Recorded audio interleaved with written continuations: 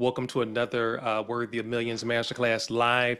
I'm thrilled about this week's topic because, again, it's something that is relevant and germane for all of us. It's not going to be a long session, but I think it's going to be an impactful session because it's something that I've had to do multiple times, even going back to my time in college, and I'll talk about that in just a moment about how the power of the pivot impacted me. So let me pull up my notes so that we are all on the same page, and I can be significantly more. There we go. Yeah. So tonight's topic is permission to pivot. When and how to reinvent yourself without fear. When and how to reinvent yourself without fear. To me, it's one of the great things about being an entrepreneur, and that is we have the flexibility as entrepreneurs, as business owners, to pivot. In the module, the 7 momentum killers of your life, where I talk about how you are the CEO of your life. And I do the comparison between being a private jet or a Spirit, Boeing 747, or how you're a speedboat versus a cruise ship, and how a speedboat can, if it needs to go in a different direction, it can make a U-turn like this. It can turn on a dime.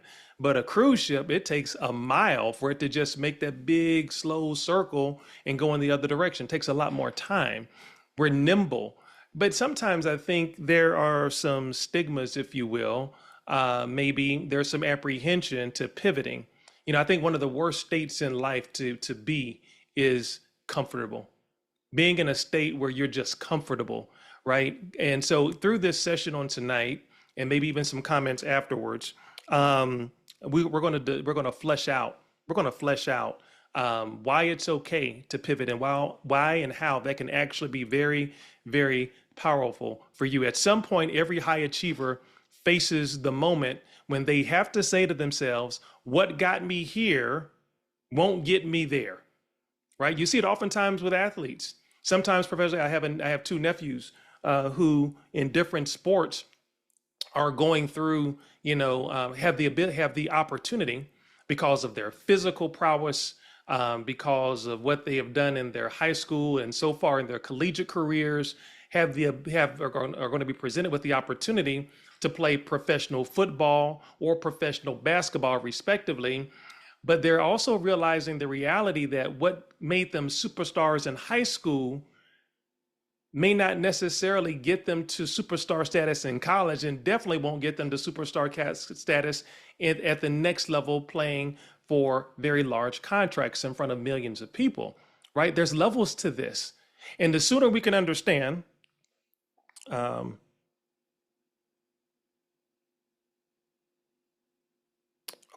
All right. Sorry, that was one of those moments.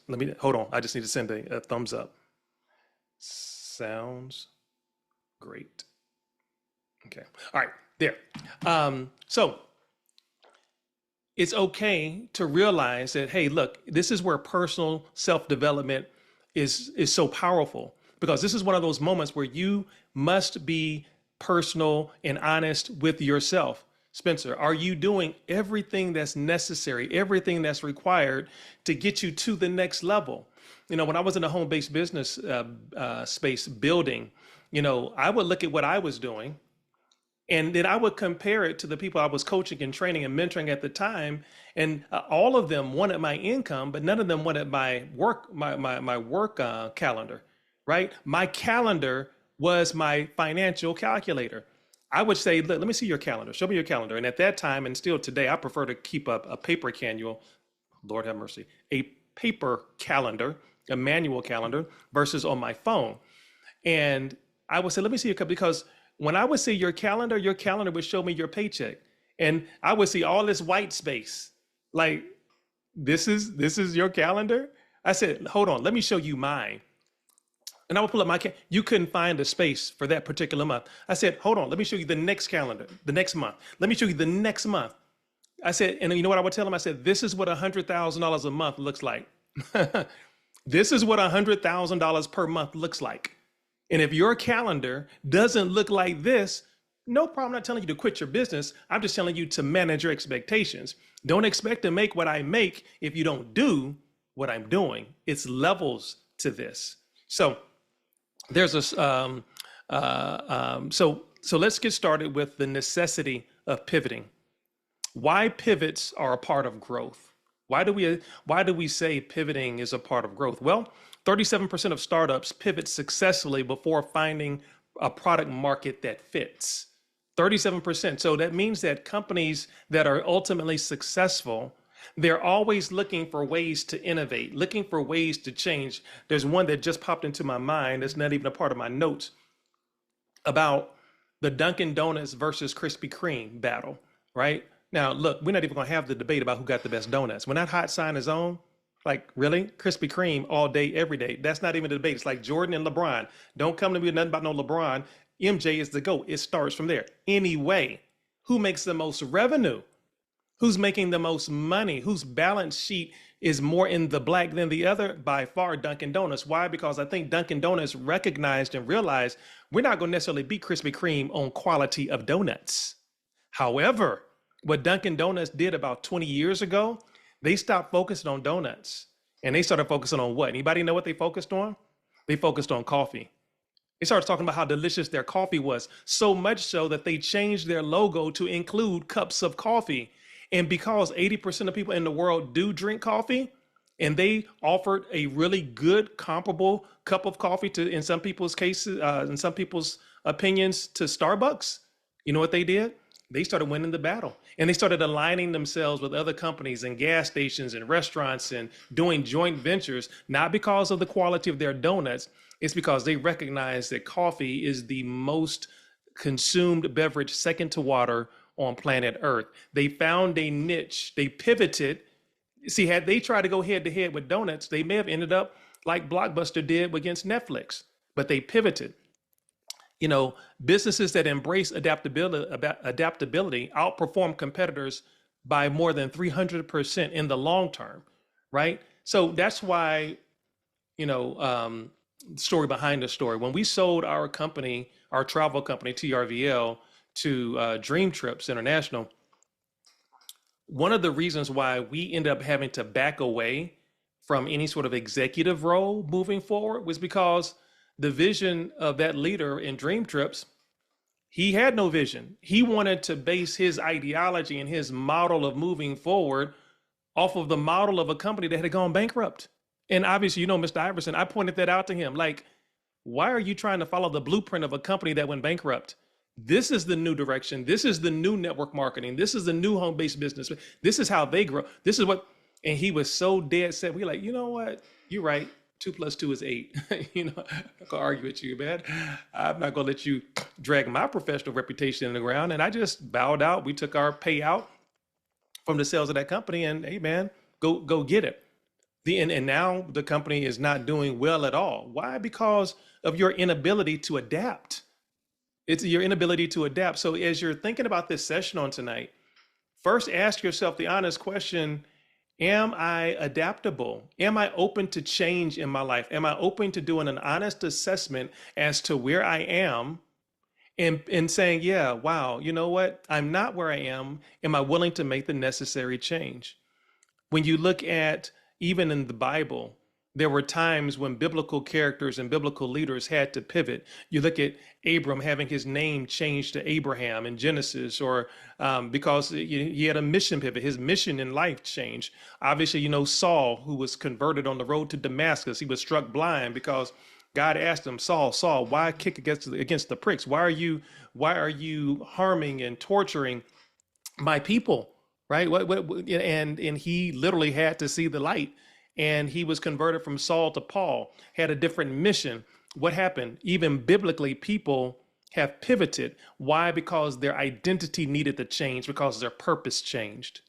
When you evaluate your purpose, your identity must change. If you are going to go to a different level in life, there are some things that necessarily need to change about you. But you know what the challenge is for a lot of people? They are so comfortable being them that they're unwilling to change. Well, Mr. Iverson, this is who I am. What can I say? This is who I am. Okay, well then don't expect to be able to change, to grow.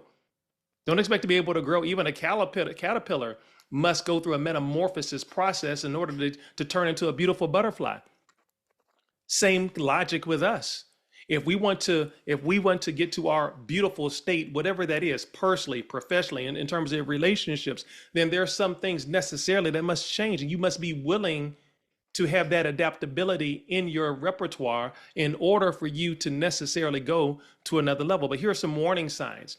Here are some warning signs that it is time for you to pivot. Number one, and these are in no certain order, but here are 4 signs that it's time for you to possibly consider pivoting. One, burnout or a lack of passion. When you feel burnt out, when you feel that you're no longer passionate, remember now, this also coincides with the 3 series module on your personal success equation. What are the 2 first elements? You must have both a gift and a passion. When you've lost that passion, you've already dropped one of the entire essential elements that's necessary for you to have success in your life. You must be passionate about what it is that you do. Otherwise, you're just going through the motions. And that's where I am in my life. This is no shock to anybody. Mr. Iverson, man, you so gifted in network marketing, man. I got a call yesterday about joining us. I'm like, dude, stop. I no longer have a passion for it. No longer have a passion for it. Now, I help those who are in it. I got a call later on today where I'm helping a group, right? I love what it has done and what it can do. I'm open to consulting. I'm open to executive ownership, but like getting in the trenches and building and phone calls and all that stuff, I don't have a passion for it anymore. I did it for almost 30 years of my life, right?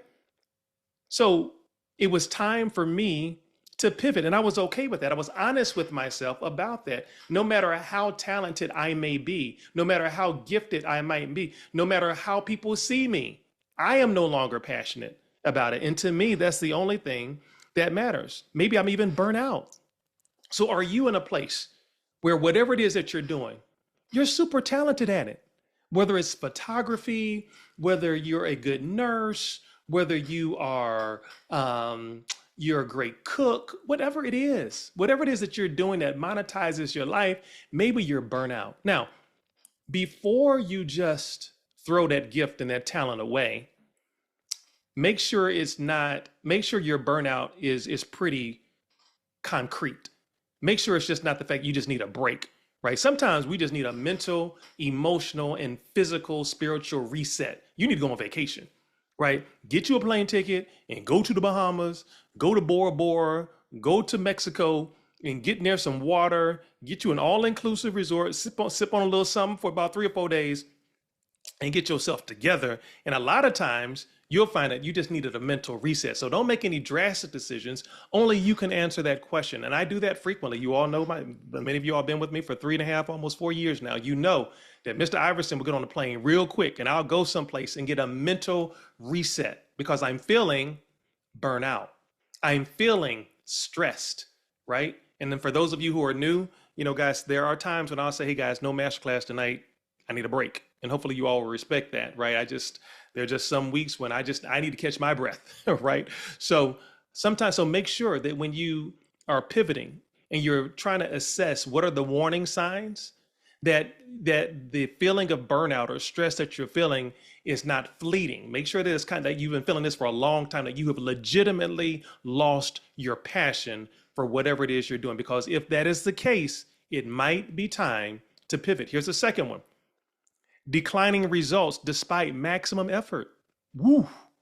What that means is you keep putting in all of the energy necessary for whatever it is you're doing to work, and you're getting de minimis returns, right?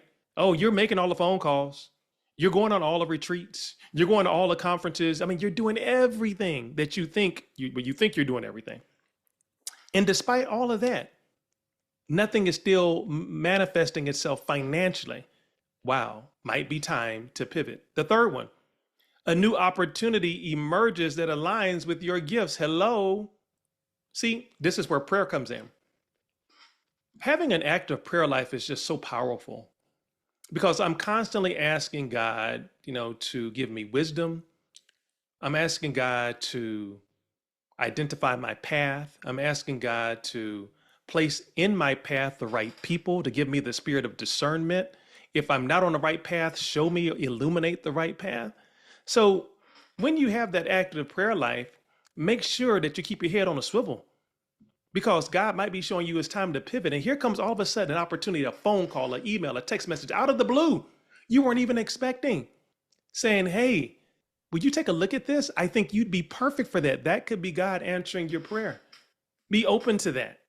So sometimes a new opportunity emerges that is just in line with what it is that you really want to do. It might even be for less money, but at what expense, at what cost happiness? Would you rather be happy doing something you love, or miserable making maybe making a little bit more money? But for me, now some of y'all like, make me miserable, obviously. I don't care. I just need that paper. Oh, hey, look, do you?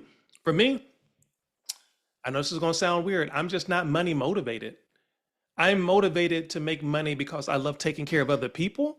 But if it was up to me and I just had to take care of myself, man, as long as I got money to pay my bills, have reliable transportation, nice home to live in, and can play golf and fish, I'm good. But there's more responsibility on me than that. I got more people I got to take care of. So I need to be a good steward of the gifts and talents that God has given to me. But that still does not make me money motivated. My motivation is helping other people and making sure that other people in my life who depend on me are good, right? So I am still open and always looking at new opportunities. And I'm encouraging you all, never stop being open to growth and new opportunities. There are some people who have missed $1 million opportunities simply because you won't pick up the phone. Lord have mercy. I can't tell you, because listen, I've told you all this several times, that I'm not the person, fortunately or unfortunately, who just calls randomly. I know I need to do better in this area of my life, but hey man, what you doing, man? I'm just checking on you. You good, man? Hadn't heard from you. I need to be better in that area. But because I'm not that person yet, when I do call, I got something to say. And most people who know me know that. If you see Mr. Iverson lighting your phone up, I got something to say. And there have been people who haven't answered my call and then didn't even follow up when they missed my call to say, I saw that you called. I'm in a meeting. I'm unavailable right now. Call me back in 5 minutes. I'll call you back. Nothing. And I could be calling them with the opportunity of a lifetime. See, sometimes opportunities, that's why I do my best to answer every call. I have people even to this day, even as early as most recently as yesterday, somebody said, Mr. Iverson, I can't even believe you answered somebody randomly off of social media. I can't believe you even answered my call. I can't believe you even replied to my message or my comment. Like, what? Why would I not do that? I don't know what other people do, but that's disrespectful. You made a very personal comment. It wasn't bad. And I at least wanted to acknowledge your comment, right? I guess that's novel. But the point is, I don't want to miss a blessing because of whatever, right? So always keep your mind, it might not be for you, but it costs you nothing to listen. That's why a lot of the billionaires that I talk, that's how they stay billionaires. They listen to everything. Now, everything might not be for them, but it's amazing. Hey, can I have a conversation about you? With you. That's why when I share with you all the value propositions of the masterclass, one of them being, you have access to my $1 billion network. You know why that's the case? Because of how I've treated a lot of these billionaires. They trust me. They rely on me for high level negotiations like now. And so when I say, hey, listen, there's like right now, all of them know that I'm doing my masterclass right now. Some of them have even been to the website like, this is great, man. I want to get this for my son, my daughter. But here's the point. The point is that when I call on behalf of you, some of you who are looking for funds or you got a project or an invention, they will listen because of me. I'm not bragging. I'm just letting you know it's because of the relationship and because they don't know what they possibly could be saying no to. So they're always open to listening. Here's number 4. So the first one was burnout or lack of passion. Number 2, declining results despite maximum effort. Number 3, a new opportunity emerges that aligns more with your gifts. Here's number 4. What worked before no longer works now. Ooh, that's a good one. What you used to do, not working now. Maybe there's a book called Who Moved My Cheese? So appropriate. Like, who moved your cheese? Like, sometimes you don't even recognize the game has changed. You out here trying to sell 8-track tapes, and we already on streaming media on Spotify and Apple Music, right? You out here trying to sell DVDs, right? And we watching movies on Netflix, right? Your inability to pivot. Oh man, but we used to. Well, if what you used to do worked, then you wouldn't be here now, right? Wake up, got to do something different. That's why Apple is who they are. Tim Cook and the individuals who work with Apple, the engineers and the ideators who work with Apple, they have these thought sessions, the ideation sessions where they're constantly trying to stay 2, 3, 4, 5 steps ahead of the competition, 2, 3, 4, 5 steps ahead of the market. A lot of the fashion icons of the world, they have individuals who are in the streets trying to stay ahead of the trends in fashion so that when they have these fashion shows and these models on these runways, they're not necessarily showing what's hot now. They're showing what's going to be hot this fall or next spring. They're trying to stay 2 steps ahead in your life, whatever it is that you do. Are you plugged in where you're trying to stay 2 steps ahead of where you think the market is going? Otherwise, you can be someone, metaphorically speaking, who's trying to sell DVDs in the streaming media age. So those are 4 warning signs. Now, there's a psychological fear oftentimes associated with pivoting. We get scared sometimes. I don't know, Mr. Iverson. I don't know. I'm just so scared. I don't know. Stop. Okay, I get it. Okay, you can get a little nervous. Change is different. I get it. I get it. Change might be different, but sometimes change is absolutely necessary, right? So here are some common lies. Here's some common lies. 1, I'll lose everything I've built. Stop. I'll lose everything you built. If God gave you the gift that has allowed you to make $100,000, $200,000, $300,000 a year, or to be successful in something, if you pivot, He hasn't taken away that talent. He hasn't taken away that gift from you. You can just now go and do it more efficiently, better with a different model now. So this is where confidence in yourself comes in. This is where faith comes in. We have a family devotional every Wednesday. And last night, and we rotate different speakers. Sometimes, one of my brothers does it. Sometimes my dad, but last night was my time to present. And I talked about and it's only 30 minutes with a 15-minute little devotional, inspirational message. And last night I talked about worry, and how, the study of the children of Israel in Exodus is fascinating to me. It's a comedy of errors, and if you never thought God was long suffering, just read the book of Exodus, because he had to show enough tolerate the children of Israel. It seems like all they did was complain. You done brought us out here into the wilderness to die. We was better off as slaves. Like, what? At least we had food to eat. And then, obviously God created manna, and then He gave them quail to eat. And it's so dark out here. How we know where we going? And God, okay, I'm gonna give you a cloud by day and a pillar of fire by. Oh my God, they gonna kill us. Here come the army behind it. We all gonna die. It's the sea. Okay, He parted the red. Just people just always complaining. And God always made a way. So you'll lose everything that you've built? Oh, no. God didn't give you that spirit. That's not the spirit He gave you. Think about the successes and the victories He's already allowed you to win at this point in your life. And He did it before. He'll do it again. Here's the second thing. Well, the second lie people tell themselves, people will think I failed. So if I switch from this, if I'm no longer doing, in my case, full-time building and network marketing, they'll think I failed. Man, first of all, that won't happen. People know my track record. I'm not saying that arrogantly. But there are times when people think because you decided to go from an executive in sales to pursuing nursing or something, see, it must not have worked out for them. That's not the case at all. First of all, let's deal with this part.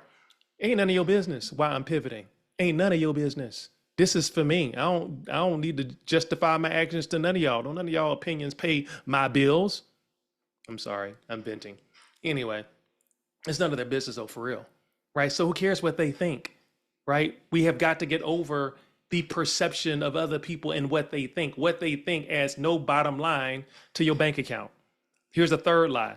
What if I'm not good enough for this new path? That's imposter syndrome, thinking you're not good enough. You are good enough. Everybody on this session right now, you are good enough. You've done the work. You've got the credentials. You've got the degree.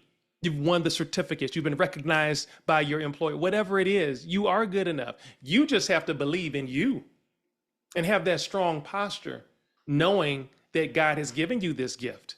It is your time. And if it's not your time, then the worst thing that's going to happen, we talked about this weeks ago, is not you will not have failed. You will just had another first attempt in learning. That's an acronym for fail, F-A-I-L, first attempt in learning. So the next thing you pursue, you're that much better equipped because of the experience that you had. Data shows 85% of people stay in unfulfilling jobs because of a fear of change. Wow.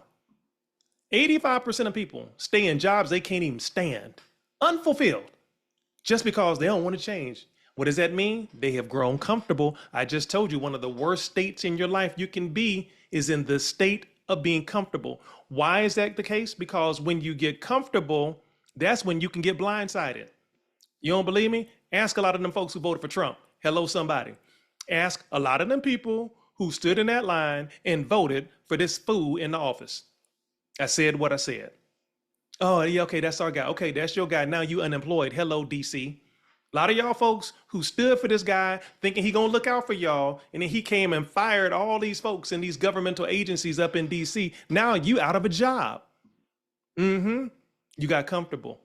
When you get comfortable, that's when you get blindsided. Always keep your head on a swivel. Always have a plan B, C, D, E, and F in your pockets. Okay? Howard Schultz pivoted Starbucks from a coffee bean store to a global cafe brand. If you all remember when Starbucks first got started, it wasn't a coffee shop. They sold ground coffee beans, but he saw a bigger opportunity and he pivoted, he changed. Who would have thought that a basic coffee house would become synonymous now with a meeting place, synonymous with a place for first dates, synonymous for, we have a gold transaction that's happening in Dubai as we speak, like literally as we speak.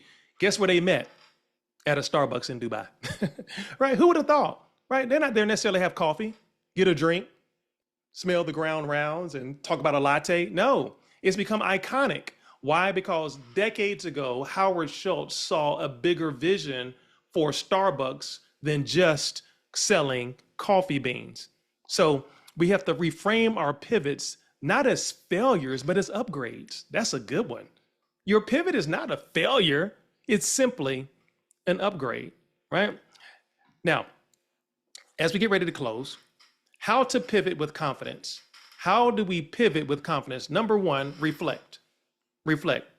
What part of my identity or business is no longer aligned with my future? Use journaling, use prayer, or coaching conversation. Shout out this week to Elisa McKelvey. She had a one-on-one with me this week. Royce Bradley had a one-on-one with me this week. Sandy Brown had a one-on-one with me this week. Guys, use me. We're gonna have a conversation about, am I on track? I want to run some ideas by you. Will you talk to my group? If it's relevant, talk to your coach. Let me help. Let me give you the benefit of another perspective. Number two, release. Let go of sunk costs. Let go of things that are draining your time, your money, or your reputation. There's actually a complementing scripture that in Isaiah, forget the former things. Do not dwell on the past. See, I am doing a new thing. That is in Isaiah. Forgetting those things which are behind me and moving forward, I press towards the mark. Sometimes we get so stuck in the past and what didn't work or who hurt me or what didn't happen. Got to let that stuff go. Can't change nothing that happened yesterday or even the minute before, but we can absolutely affect everything happening that's right in front of us. Number three, reimagine. So the first one was reflect for those taking notes. The second one was release. Number three, reimagine. Visualize the next version of yourself or your business. What does the new you look like? Right? What does the new you look like?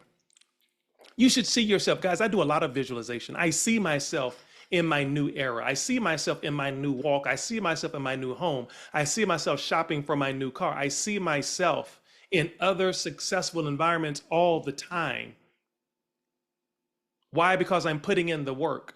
Why? Because I'm making the necessary connections. Why? Because I have an active prayer life and I know and feel that God is ordering my steps. What about you? Are you reimagining how good your life can be? In the case of a home-based business, are you imagining yourself walking across that stage? If you are starting your own business, are you imagining the impact you're going to have on the community by virtue of the success of your business? Maybe you can start an internship program. Maybe you can give back to charity. Maybe you now have gone to having 5 or 10 employees and the lives you're impacting now because of the success of your business, which was the genesis of your idea, right? Reimagine yourself. That's why I love the title of Napoleon Hill's great book, Think and Grow Rich, right? Right? You have to see yourself as a millionaire before the millions manifest themselves in your bank account. Number 4, rebuild. Create a roadmap, skills to acquire, networks to develop, mind shifts that are necessary, right? As you rebuild, right? Do you have a game plan? The person doesn't plan to fail, they fail to plan. Okay. Professionals who invest 5 hours a week in learning are 39% more likely to make successful career pivots. Just 5 hours a week, right? 1 hour a day, half an hour a day for 7 days, guys. Just somehow, some way, this counts, right? The 1 hour that we spend together each week counts towards somehow, some way, making sure that you are staying in line with your purpose. Number 5, relaunch. Right? Start a small project at first. Don't jump out there with something huge. Take baby steps and build your momentum. Right? Sometimes what happens is, guys, we jump out there too fast. We don't get any feedback, which is very important. We don't get any feedback from anybody. We just rely on our own. And even the Bible tells us that, look, that we should consider God in all and everything that we do. It says, lean not on your own understanding, Spencer. In all thy ways, acknowledge him, and he will direct their paths, right? But what do we do oftentimes, Spencer? You do the opposite. You lean on your own understanding. God, I got this. This is what I'm gonna do. This is the path I'm gonna go on. I feel it. I just feel it. I think this is the right thing. My girlfriend called me. My man called me. And this is what it is. I can feel it. Whoa. Did you talk to God about this? Right? Did you seek spiritual counseling? Did you seek the counsel of the people around you? Right? Remember your virtual board of directors that you have for your life. Did you call your friend who has a unique perspective on business? Did you call your friend who has a unique perspective on knowing you and your tendencies and proclivities? And then you took all of that information, you prayed about it, you took all that information, and yeah, I feel good about this decision, right? I think this is what God wants me to do. Or maybe you have some apprehension, right? Maybe you have some apprehension, and it's not what God wants you to do. And you move on. And guys, that's okay. Remember, we talked last week about it's okay to say no. One of the most powerful words and sentences, no is a complete sentence. Hey, Mr. Iverson, I got this new project, man. I think you'll be perfect for it. It's in pre-launch phase right now. Man, as soon as it hit my desk, I thought of you. Mr. Iverson, you think you'll be interested? No. Uncomfortable pause there. They're probably waiting for more of an explanation. There's none needed. That was a complete sentence. No. I don't need to. No, see when I looked at it, I ain't really like there was a binary, man. Binary is an antiquated, out of date, man. You can't make no money in a binary. And plus, there's a lot of ways to scam a binary. I don't like this, matrices and, Australians with rollovers. No. But thank you for considering me and taking the time to put this in front of me. But no. Guys, it's okay. No is a complete sentence. If you take nothing else from this session tonight, write down no is a complete sentence.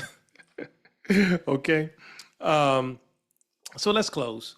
What I want to reinforce is pivoting doesn't mean you're quitting. It just means you're evolving. You're not quitting. You're evolving. And believe it or not, the people who are watching you, whether it's your family, your husband, your spouse, the people on social media, your coworkers, they're watching you. They may never admit it, but they're watching you. And some of them are watching you in admiration. They're watching you in admiration. They love seeing the evolution. They love seeing the change. They love seeing the growth. Actually, your growth will start making some people feel very uncomfortable because they see you changing and growing.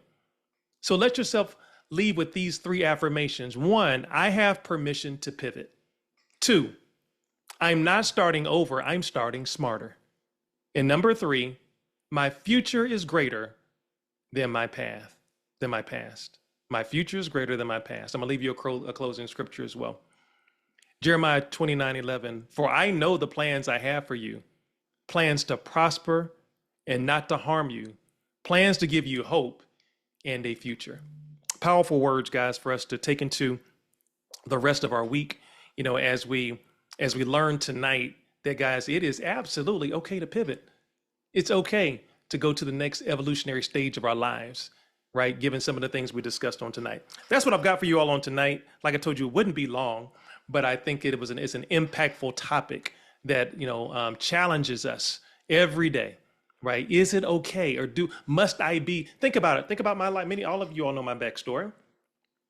Where would I be if I had gotten so enamored with being a titled professional? Man, I'm an attorney. Man, I ain't like it. I didn't like it. I knew going to law school, I wasn't going to retire as an attorney. I thought it was a great degree. I think it's one of the most powerful degrees in the world that you can get, because you learn so many different things about so many different topics. But I didn't like the practice of law. I know people who've gotten married as attorneys or doctors.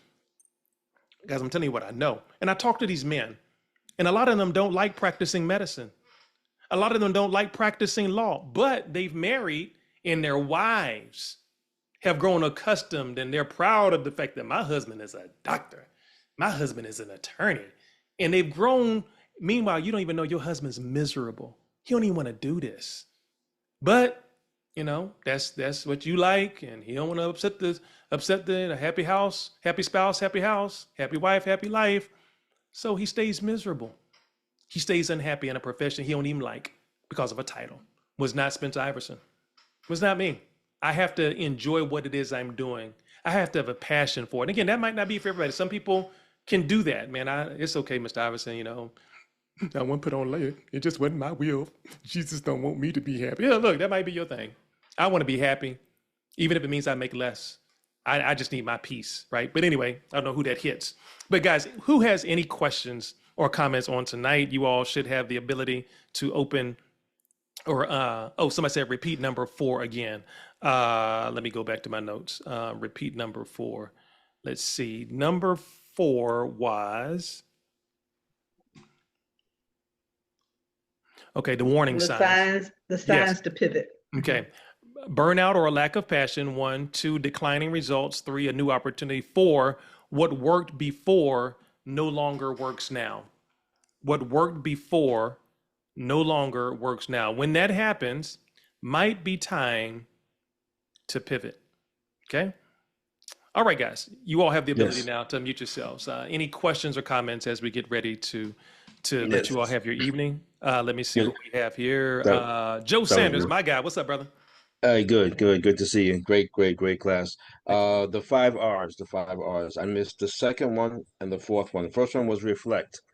And Yes. what was the second one? Okay, one moment. Let me go back. Yeah. Before. Reflect, release. Release. And reimagine. Right. Rebuild. Right. Rebuild. I missed that and one. And then relaunch. When I talked about rebuild, create a roadmap, right? Of the skills you need to acquire, the steps you need to take, the mind shift that's necessary, right? So now you're in the rebuilding phase, right? So those are the 5 R's. Good question. And the second affirmation. I got the first and the third. Mm-hmm. The second affirmation is, I'm not starting over, I'm starting smarter. Got it. I'm not starting over, I'm starting smarter. Thank you very much, sir. Appreciate it. You got it. Anybody else, any questions or comments before I let you have your evening?